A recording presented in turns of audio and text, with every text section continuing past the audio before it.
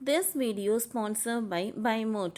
இந்த ஆப்பில் நீங்கள் பர்ச்சேஸ் பண்ணக்கூடிய எல்லா விதமான ப்ராடக்ட்டும் உங்களுக்கு ரொம்ப மலிவான விலையிலே கிடைக்குது. இதில் நிறைய ஆஃபர்ஸ் அண்ட் கூப்பன்ஸ் ப்ரொவைட் பண்ணுறாங்க. இதோட லிங்க் உங்களுக்கு டிஸ்கிரிப்ஷனில் கொடுக்குறேன், யூஸ் பண்ணி பாருங்கள். ரஷ்யா சீனாவை விடுங்க, ட்ரம்ப் சத்தமே இல்லாமல் நடத்தும் மிகப்பெரிய போர், களம் இறக்கப்பட்ட ஏவுகணை. அமெரிக்க அதிபர் ட்ரம்ப் சத்தமே இல்லாமல் போர் ஒன்றை நடத்தி கொண்டு இருக்கிறார். உக்ரைனுக்கு எதிராக ரஷ்யாவின் போரை நிறுத்திய அவர் வேறொரு பக்கம் சத்தமே இன்றி போரை நடத்தி கொண்டு இருக்கிறார். இஸ்ரேல் பாலஸ்தீன போரில் ஈரான் நேரடியாக தலையிட்டு உள்ளது. இஸ்ரேலுக்கு எதிராக தாக்குதல்களையும் நடத்தி வருகிறது. இப்படிப்பட்ட நிலையில்தான் யமனில் செய்யப்பட்ட வரும் சவுதி போராளி குழுக்கள் பாலஸ்தீனத்தில் உள்ள ஹமாஸ் படைகளுக்கு ஆதரவாக செயல்பட்டு வருகிறது.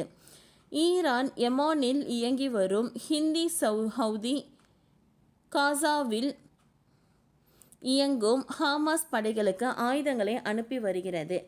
ஈரான் அமெரிக்கா இடையே ஏமானில் மோதல் ஏற்பட்டு உள்ளது. கடந்த சில நாட்களாக ஏமான் கடற்கரைக்கு அருகே உலாவிக் கொண்டு இருந்த அமெரிக்க கப்பல்கள் மீது ஈரானிய ஆதரவு ஹவுதி போராளிகளால் தாக்குதல் நடத்த முயற்சி செய்யப்பட்டது.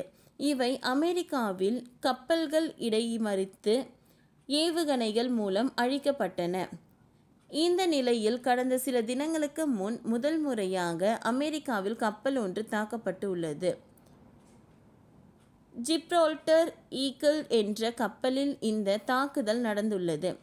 கப்பலில் உள்ளவர்களுக்கு சிறிய அளவிலான காயங்கள் அல்லது குறிப்பிடத்தக்க சேதம் ஏற்பட்டு உள்ளது என்று அறிவிக்கப்பட்டு உள்ளது. ஹமாஸுக்கு எதிரான இஸ்ரேலின் போருக்கு எதிர்ப்பு தெரிவிக்கும் வகையில் ஈரான் ஆதரவு ஹவுதிகள் நவம்பர் முதல் கப்பல்களை தாக்கி வருகின்றன. இதற்கு எதிராக அமெரிக்கா UK சேர்ந்து கூட்டு தாக்குதல்களை கடந்த வாரம் தொடங்கியது. இந்த நிலையில்தான் தற்போது ஹவுதி தாக்குதலை தீவிரப்படுத்தி உள்ளது. இந்த நிலையில்தான் ஹமாஸ் படைகளுக்கு ட்ரம்ப் முக்கியமான எச்சரிக்கை ஒன்றை விடுத்துள்ளார். பணைய கைதிகள் அனைவரையும் இப்பொழுது விடுவிக்கவும் பின்னர் என்ற பேச்சுக்கே இடமில்லை. இப்பொழுதே விடுவீங்கள், நான் சொல்வதை கேளுங்கள், இல்லை என்றால் நீங்கள் சாக போகிறீர்கள்.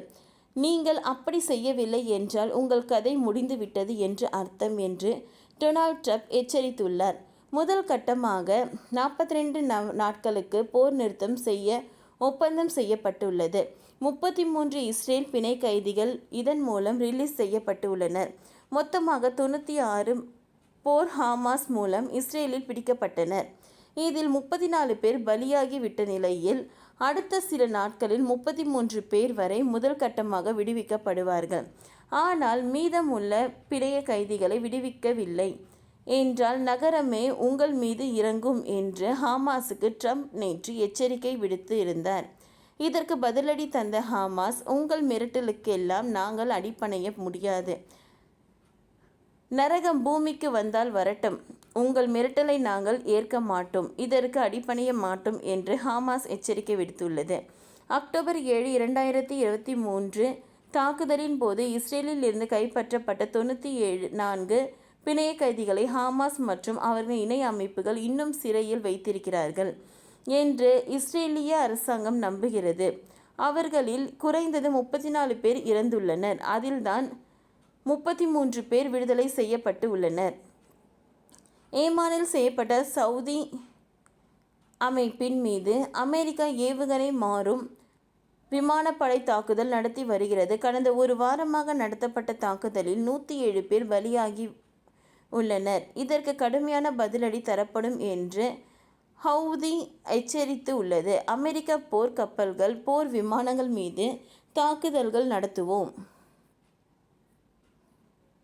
3 ஆண்டுகளுக்கு முன் பயங்கரவாதிகள் பட்டியலில் இருந்து அந்த அமைப்பு நீக்கப்பட்டது. மீண்டும் தற்போது அமெரிக்க அதிபர் பிடன் முன்னெடுப்பில் ஹவுதி தீவிரவாத லிஸ்டில் சேர்க்கப்பட்டு உள்ளது. தற்பொழுது அதிபர் ட்ரம்ப் அவர்கள் மீது விமானப்படை தாக்குதலை நடத்தி வருகின்றனர். கடுமையான தாக்குதல்களை இரண்டு தரப்பும் சேர்ந்து மேற்கொண்டு வருகின்றன. இதனால் சர்வதேச அமைப்பில் பதற்றம் சூழ்நிலை நிலவி வருகிறது. ஹேமன் விடுதலை தொடங்கி இஸ்ரேல் போருக்கு எதிராக இந்த அமைப்பு போராடி வருகிறது. ஓகே ஃப்ரெண்ட்ஸ், இந்த வீடியோ உங்களுக்கு யூஸ்ஃபுல்லாக இருந்தால் லைக் பண்ணுங்கள், ஷேர் பண்ணுங்கள், சப்ஸ்கிரைப் பண்ணுங்கள். தேங்க்யூ.